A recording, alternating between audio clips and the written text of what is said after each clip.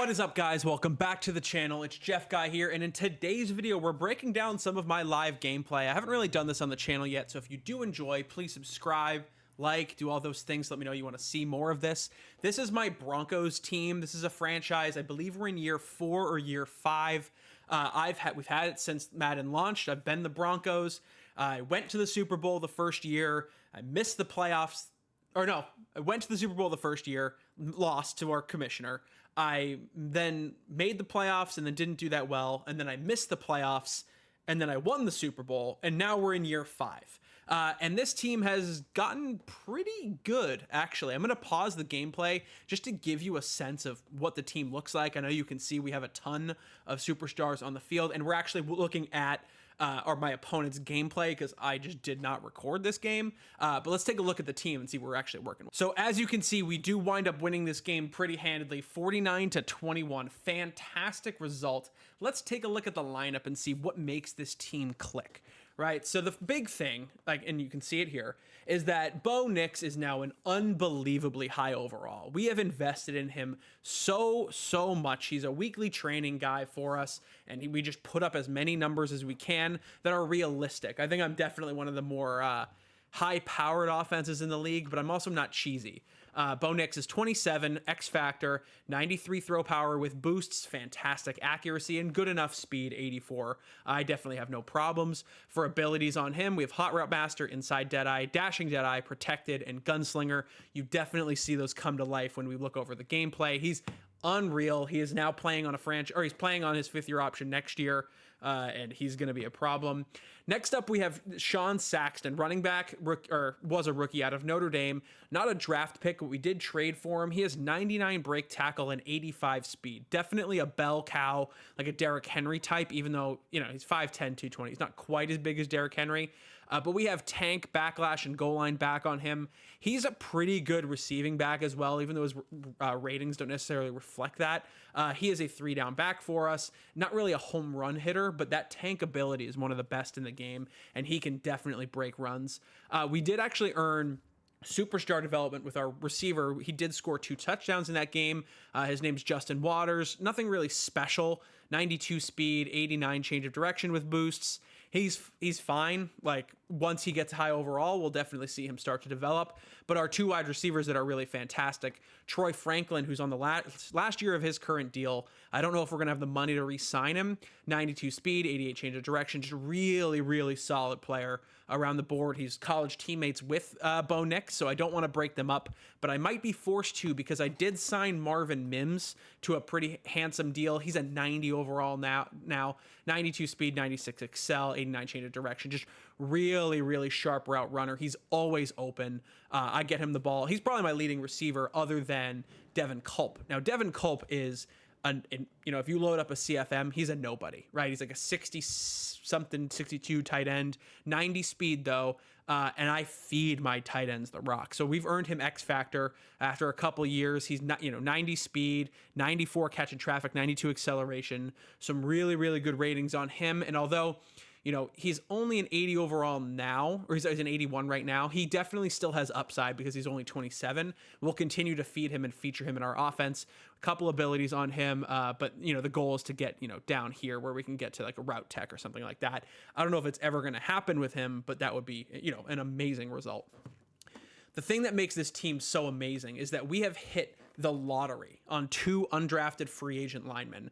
One is Brandon Oglesby. We got him, I believe, the first offseason, and he was a superstar just available. He somehow has X Factor development. I didn't know that was a thing. He's only 23, 92 overall, 6'8", 95 strength, 95 pass block, 96 impact block. We will slide him out to tackle eventually, but we have him also locked up on a contract for very cheap for very many years. Little unrealistic as it comes to Madden, but that's how the game works. And then we also have a similar player, George Castle, not quite as good, but some really high attributes and has that superstar development. We've got some abilities on him. And then we've also got the rest of our offensive line. Quinn Miners is an original player from this team. He was right tackle. We moved him to left. And then Lane Johnson, we picked up from the Eagles in free agency, is I think he's a left tackle, or he's a right tackle in real life, playing right tackle. Yeah, so really, really strong offense. And then the defense is a little bit spooky season. So we traded for Kayvon Thibodeau from the Falcons, who got him from the Giants. We signed DeForest Buckner in free agency, who has inside stuff. We picked up this guy. I never know how to pronounce his name. If you know it, drop it in the comments. Adetimoya Adeboware, whatever. He's a defensive tackle out of Northwestern. Go Cats. 91 speed with boosts. And just earned superstar development, so we'll start to boost him up, and hopefully he can get an inside stuff ability, replacing Buckner, which would be fantastic. We also traded for Will McDonald from the Jets, who's also on the last year of his deal. So we probably won't be able to retain him, but he's a strong player. And then we get to the linebackers. Fantastic group here. Some mixed overalls, but Damone Clark is one of the best players in this game. If you can, improve his overall and get him abilities, he's fantastic. 6'3", 90 speed, 89 excel, 94 tackle. Not really a pass rusher, but definitely fantastic pass coverage abilities. We've got some zone stuff on him for, obviously, pass lurking. Really, really good player. We got two speedy linebackers in Troy Anderson and Braylon Van Summeren. And then we've also got Baron Browning on a pretty team-friendly deal. So really, really good group there. And then I get a lot of, grief for how I play corners and DBs, but I prioritize speed over everything else. We had Pat Surtain. We locked him up to like a $26 million deal annually. And then we got DJ Turner from the Bengals, who's like 98 speed, and Kalen Barnes, who we signed, I believe, right away from free agency. He's like one of those, he's like a Devin Culp. He has 98 speed, which is really, really strong. 28 years old, 6 foot, just a lockdown corner. We earned superstar development by usering and getting picks with him. Really, really good team. And then, we got some backups corners and stuff. JT Woods at safety, and Javon Holland we signed in free agency as well. So just overall, this team is stacked. Let's get back into the gameplay. As I think about this team, I probably have one of the better rosters in the game. Not the best, like, in our franchise, but there are things that I can do with my team that nobody else does. Like, for example, in this set, right, I don't even remember what plays I call here, but if you take a look, he has 4 down linemen. You take a look at these 4, none of them have abilities. So I theoretically should be able to run the ball all day long as I forgot about that. We get a very lucky DPI call. That could have been a pick. But yeah, like, now as I called out earlier, so this is going to be a touchdown play, and what we see, right, what I'm looking at, as I'm going to pause the play, right, is he has his user. I have Lane Johnson here has threat detector, or like the omniscient ability, so I know what his user is going to be. So even though this is his gameplay, it shows it, I know it too. He has no inside stuff abilities on the inside here, and I'm set up in a 3 wide set so that, his user's forced to come out here. And eventually what I just do is I have a run play that comes right inside the inside zone, and bang, right. The only play he can make is with his user. He commits a little earlier, and that's wide in. That's a very easy read for a touchdown. We love that. Now, I cannot stress enough how important it is to be on conservative ball carry. And this might hurt me, telling my opponents this, but I am always trying to strip the ball for my opponents. I'm mashing R1 every single time I'm playing defense. And you see here, it worked. I got a user strip fumble, and that gave me the ball back. And that was like, he's not on conservative ball carry. I don't have a strip specialist or anything. I just got right in there, took the ball from him. That was very easy. I just zoomed out a little bit so you guys can see a little bit better, but we've been dinking and dunking him down the field this whole game so far. And what we really want to do is focus on trying to hit big shots in combination with dink and dunks. So what I do here is notice, right, he is in a user, he's usering. So I'm going to try to distract the user in as many different ways as I can, right? I send Devin Culp here on a flat route, and he goes out there. I send, oh my goodness, the pausing stinks on Twitch. I send Saxton on an angle route to try to keep his user down a little bit so that I can eventually throw this deep cross, right? And so that this wide receiver's on a streak, and so he's running up. This guy's coming in this way, and then I should have this streak coming in, especially with Culp holding the underneath defender. You see, that's how spacing works in zone or man coverage, right? It's all you're trying to do is find someone who has a matchup or a space to get to in the field that's going to be open by having a guy on a drag here, a guy on a cross or a streak here, and a guy coming across here. I've held this defender, this defender, and this defender in check. And so what he has to do, and he almost makes a really good play here, is decide which one he's going to take and make sure everyone else is in good shape. Oftentimes you can exploit someone who's not ready. And I probably could have taken this right here and taken a first down, but I wanted a big shot here, and I barely fit that ball in. And like, if I didn't have an X Factor Bo Nix, I probably don't throw that, but I do have faith in him, and that was a pretty sweet throw. Now we get to 3rd and goal, and I'm trying to force his user. He's already given up a touchdown here, right? So he is playing the run, he's getting in, and he's trying to force me inside here. And what you see is I actually get that to work. We just don't get in because we took the conservative approach. And so we go to 4th down. And now this is a play that I probably shouldn't complete. But again, we have a really good team. We're starting to get to like ultimate team levels, and we can do some pretty cheesy things. So watch, I'm going to move. I'm going to roll out right here with the hope that I can get a run here. And we'll actually rewind this, right? So we get to a point. Oh, nope. Hold on one second. I'm going to spoil it a little bit. What I'm trying to do is I hope Lane Johnson can hold the edge, and I can just run in with Bo Nix here. But we get an instant shed, which kind of blows up the play. And it is a passing play, so I have options. But my goal is to run the ball in here. So I try to run because I do see I have space there. I don't get it. Reverse back, and I had a guy over there, and I just ripped it, and that worked. And we are very happy with that result. Got very, very lucky that his user committed to the outside, and we were able to score a touchdown there. Now, I don't want to take credit for every single play. He made some really good plays too, and I thought he got very unlucky with some spots. The score is definitely not indicative of his performance, but he's in a really good concept here. It's 4th and 3. He's down 2 scores. He needs to, if he doesn't score here, he's probably out of the game.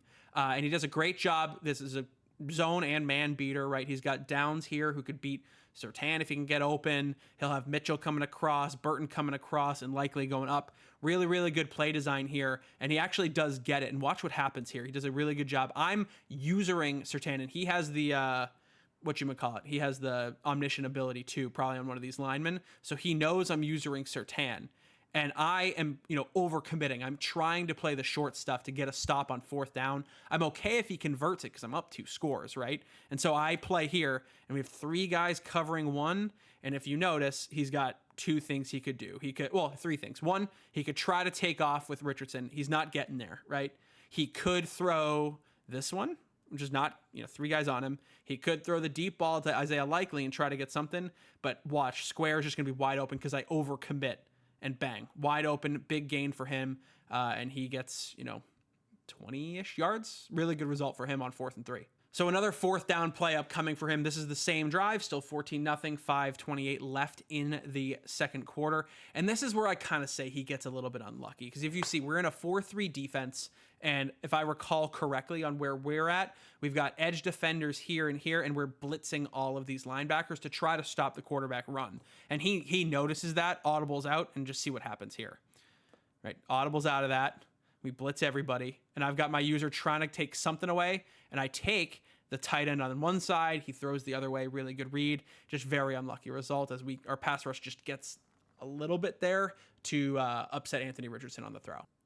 So this is a concept I like to run a lot of the time where especially because I have the omniscient ability on Lane Johnson, if I notice that a user is he's not playing middle linebacker, I'm going to try to exploit something, whether I'm going to throw someone like Devin Culp here. I put him on a streak, and if his user cheats, I'm going to get an easy touchdown.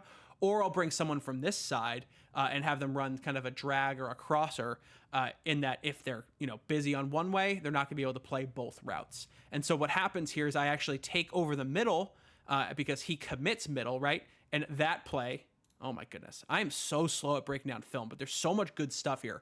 Watch what his user does, right? He comes down into the box because he knows based on Culp's route, he has a little bit of time. And I have Waters coming in on the cross, right? Which is what I just said about how I'm going to try to keep his user busy, right? And so when Waters comes across, I know that that's not going to be there. And I start looking for my second read, which, if you take a look at this, right?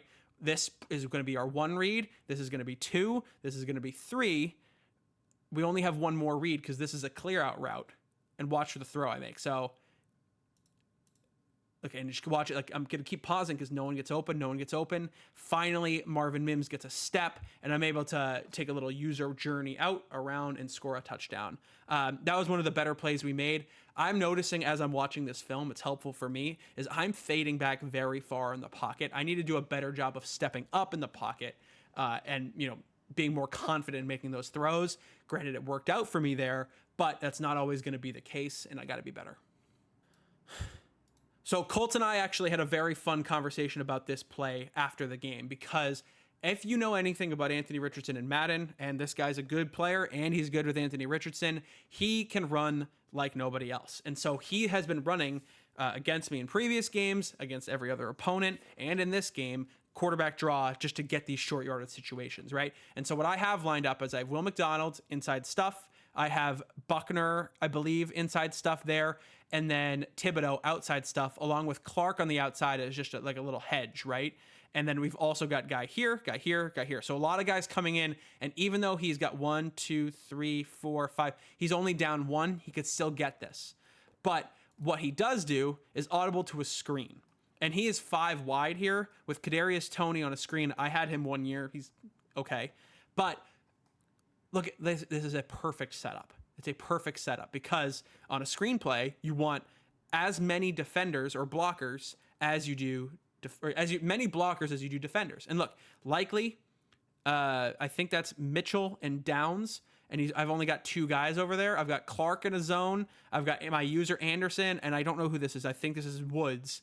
All 3 of them are kind of just out of position, but I get lucky in that Clark's abilities activate, and likely is a little slow on the block. So Clark is going to get home, and then I follow up with the user, and it's no good. I got very, very lucky with that play, and it just goes to show you how important some of these abilities are. Clark has the inside zone. Actually, let's just look at it really quick. Sorry, it looks a little weird, but so we take a look at his abilities, right? He's got the flat zone KO and the mid zone KO abilities. So he reacts much quicker and forces more catch out knockouts, right? In those zones. Those are abilities I have on him, and I put him in that situation, not necessarily expecting a screen, but he's there in case it happens. And if I didn't have him, that play probably goes for a touchdown in some capacity. This is definitely one of the cheesier plays, and I probably should have thrown a pick here. But if you take a look at this set, right, it's 1st and 10, 2-minute warning. Logic says we're up 3 touchdowns. We should probably take it easy. I'm aggressive. I play really hard. I want to score touchdowns, right? So what we do here is we pass. We're trying to get out of the zone, and we probably could have just ran it right up the middle here, right, and had no problems. But if you take a look at the set, right, he's got 2 deep safeties, which means he's probably in either cover 2, cover 4, or cover 6, maybe cover 9. And he's got his user, which I know, right here. And I'm guessing that he's going to be in a zone coverage, right, based on this alignment. And like he could theoretically be in man, right? This guy could be here, this guy could be here, this guy could be here, here, here. And he's got cover 2 man, which is a pretty easy coverage to beat if you have a good team. So I just generally don't think about that all that often. And based on the fact that he's got 4 guys with hands in the dirt, I'm assuming he's sending 4. So it's either he's sending 4 and it's cover 2 man, and that's easy, or he's in some kind of zone. And that is my assumption here, right? Is based on this alignment and based on my knowledge of playing him, which is why it's important to, pay attention to what your guys are playing. My read here is typically going to be just try to get something that's here or here or here. Just try to make like a 10 to 15 route or yard play and get a guy open in space, right? And what I notice here is that his user is here, right? And I'm always thinking as I'm playing these games against real people, how do I keep their user busy? And the best way to do that is to throw a lot at them, right? So if I had to read this play without even knowing what I did, even though I know the result, what I would do is I would send Devin Culp on either a streak or a short cross or a slant of some kind. I have the hot route master, so I have all the abilities. I would bring Marvin Mims into this area as well to try to distract him. And then based on what I do here, I would either send Saxton on a wheel or an angle or a flat, right? One of those 3. And he's going to be my read in this situation, right? And then we're going to use these other guys to manipulate the zone, right? So I want to throw the ball over here, but I'm going to send a guy this way to keep his user busy. And if he doesn't bite on that, I'm going to send another guy to keep his user busy. And so let's see how this play actually winds up. So exactly what I said, right? All I'm trying to do is keep his user busy here. So I send Culp on a streak, and I send Mims on, I believe this is actually a post route. Then we've got over here, we've got a zig route from Waters. So he's going to hold this down defender. And then Franklin is running a drag, and he's going to hold this defender. Now the hope is, what I hoped, and this was exactly what happened, even though it's really tight, is that this guy gets held here or here, by him or by him, and this guy, this safety, gets held by him. And look what gets open. Right? It didn't even work out that way, right? Because this corner stayed so far back, I probably should have chucked it, but I click on, I make a user, and Bo Nix makes an amazing throw, right? So I made the wrong read in making that throw. I should have checked it down, but we get so unbelievably lucky with the throw. And that's a great film breakdown. I made the wrong read. And then, oh my God, this is the next play. Next play is fantastic. Bang. So similar setup, exactly same setup, except he's got, I'm going to move back like a couple seconds here, right? So very similar set. He's got 4 guys, hands in the dirt, 2 deep safeties, a slot corner, and a linebacker here, right? And so it's similar. The linebackers were over here last time. So it's the same idea.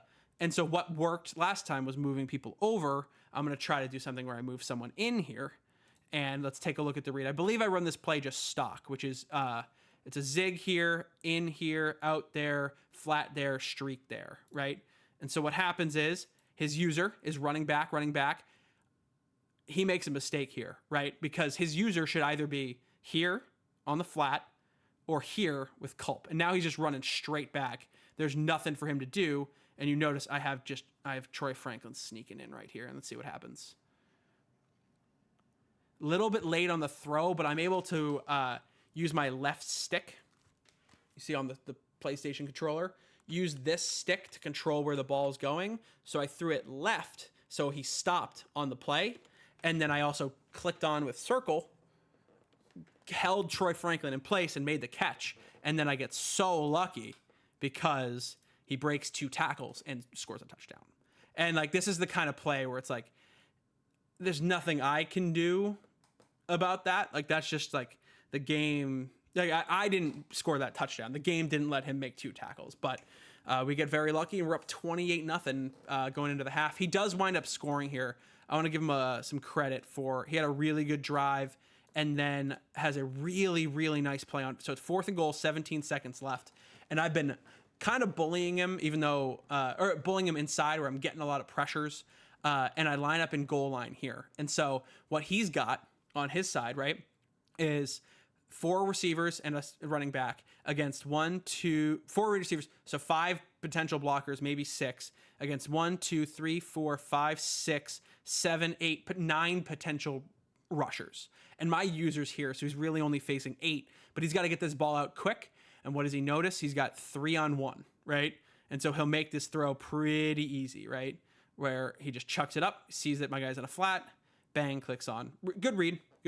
Like, I shouldn't have been in that defense, but I really wanted to play against the Anthony Richardson run because I thought that's what was coming. So as we take a look, he turns the ball over to start the half.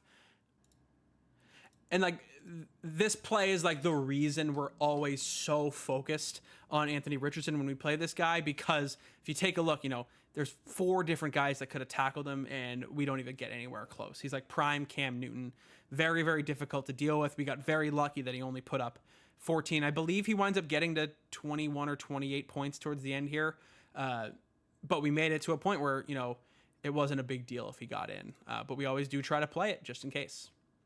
And so while we didn't really get any turnovers, we actually threw a pick at the end of the half. I didn't show. It wasn't really worth it. 433 yards, 5 touchdowns, 1 interception with a 60-yard bomb to Troy Franklin. Richardson played fantastic, 23 of 31.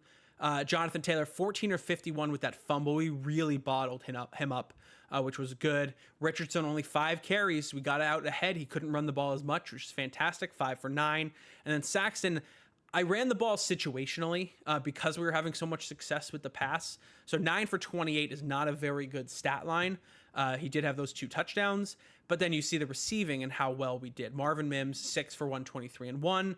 Troy Franklin, 4 for 121 and 1. And of course, that 60-yard touchdown was very nice. His guy Burton, 8 for 106. And then Saxton himself, he had 28 yards on the ground, but 101 in the air. Waters, 8 for 76 and 2. And this was his development game, so we got him his 2 touchdowns. And then Mitchell had 2 as well. And then Devin Culp, who we usually get the ball a lot, only had 2 catches. He did a really good job of bottling him up. But we are now, after this game, 5-0, doing very, very well this season. We have kind of a tough schedule, but one that I do think we can win. If we take a look at the team schedule, we play the Bears, who's okay. The Cowboys, we should beat. The Chargers is always a tough game. Always a tough game. He's got a really high overall Anthony Schwartz, who's an X factor, 98, 99 speed. Steelers, interesting. We play Chargers again. Lions, we should be fine. Chiefs is always a banger. We did beat Chiefs in week 1. Very, very close game. So we should be in for a good one there. We got our bye. Packers is new. I don't know much about him. Browns, we should beat. Raiders is tough, even though we won earlier. Dolphins, we should beat. And then Vikings, who may have the best roster in this game, will be our week 18 game. We're hoping to go 17-0 this year. Please, please, please drop a like. Let me know if you want to see more gameplay, live gameplay, rosters, whatever you want to see, I'm down to make. Thank you guys for watching. Don't forget, subscribe, comment, like, do all those things. See ya in the next one.